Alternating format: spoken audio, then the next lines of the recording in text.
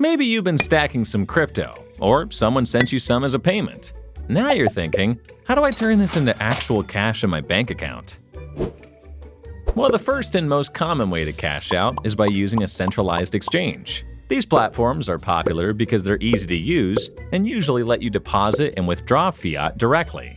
If your crypto isn't already on the exchange, you'll need to move it there first. As long as the platform you're using is regulated in your country and offers fiat off-ramps into your local currency, it should be straightforward getting to the right section of the app. This could be labeled as sell, withdraw, cash out, or sometimes funding, depending on the exchange. Some platforms let you convert crypto directly into fiat, while others hold the fiat balance in your exchange account, meaning you'll need to sell first, then withdraw separately.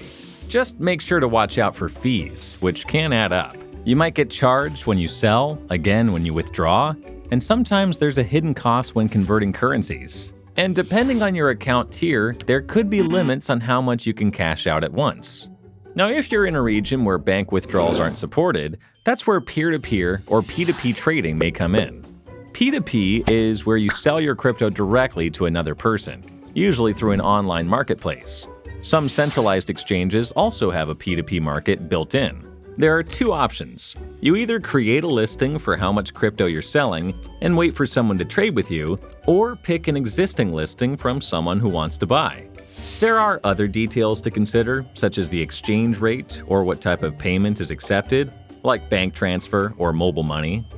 Once a trade is initiated, the platform locks your crypto in escrow, meaning it's frozen temporarily, until you confirm the payment has arrived. The platform then releases your crypto to the other party. But be careful. Since you're dealing with individuals, there's a higher risk of fraud. Never release your crypto until you're sure the payment actually shows up in your account and can't be reversed. Always double-check. Some payment methods like credit cards, checks, or mobile wallets can be canceled or disputed afterwards. Safer options include instant bank transfers or cash deposits, where the money is final once received. When accepting bank transfers, make sure the sender's bank account name matches the one on their exchange account, a common safeguard to reduce fraud. Also, stick to verified users with strong trade history, and avoid deals that feel rushed or too good to be true. Another option, especially for everyday spending, is using a crypto debit card.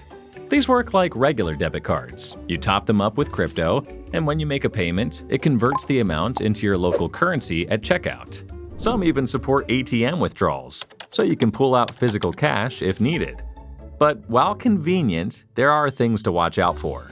Fees vary a lot, as some cards have hidden transaction costs. And not every card works everywhere. Some are region-locked due to local regulations. So crypto cards are great for small, day-to-day spending, but they're not the best option if you're trying to cash out a large amount all at once. And if you're planning to move in and out of crypto more often, it's really important to know how to protect your assets. Check out this video for some simple tips on keeping your crypto safe.